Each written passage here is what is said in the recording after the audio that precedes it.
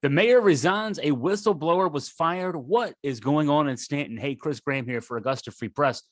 The surprise resignation of Staunton Mayor Andrea Oakes was the first of two stories involving the Queen City that has tongues in local political circles wagging. The second is a move by the city to fire a city employee who in September had raised concerns about the city's administration of federal community development block grant funds, alleging that a Pennsylvania-based consultant contracted by the city to assist in the distribution of the funds meant to assist low-income city residents is to blame for the bulk of those dollars going unspent. We wrote about that earlier this week. Vincent Manny, who was fired from his job as the city's housing planner and grants coordinator last week, first raised issue with the city manager, Leslie Beauregard, and the community and economic development director, Billy Vaughn, in a September 23 memo.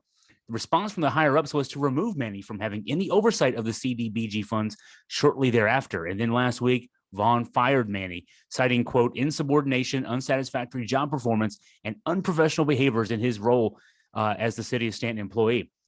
Manny reached out by email to members of the city council after his meeting with Vaughn to inform them of the issues that he had raised in September, and one responded that it was, quote, curious that the issues had, quote, been raised months ago, yet I at least knew nothing about it.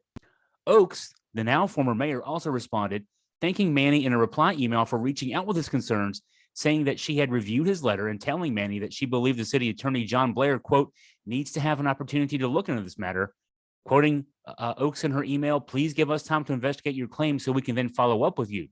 That email from Oakes back to Manny was dated December 29th, last Thursday. Between that email and the beginning of the business day on Tuesday, Oakes decided to step down from her seat on Staunton City Council. According to a letter read by Blair at the City Council's reorganization meeting Tuesday night, Oakes said she is stepping down because she wants to focus on being a grandmother, news that the newsletter reported she had just recently received. The decision by Oakes to step down has thrown city council politics into utter disarray. Oakes was the leader of the 4-member Republican majority on the 7-member public body that was elected in a rare GOP wave in the 2020 city elections. The 2022 cycle saw voters elect 3 center-left candidates, Brad Arrowwood, Michelle Edwards, and Alice Woods, who had to have been thinking that they would spend their first 2 years on city council fighting an uphill battle against the Republican bloc that has run roughshod through City Hall the past 2 years, most notably forcing out the former city manager, Steve Rosenberg, early last year, following an uncomfortable several months of discord between the Republican majority and the city manager.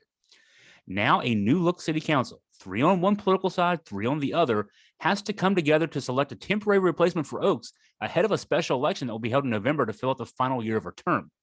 This will all be taking place against the backdrop of this other story involving a whistleblower who was fired last week after alleging that the city and a consultant are letting federal funds earmarked for assisting low-income residents go unspent because of basic incompetence.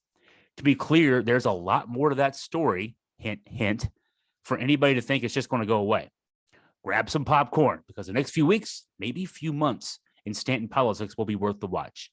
If you have any questions for me, anything that you want me to look into, any comments on this particular post, send me an email at chris@augustafreepress.com.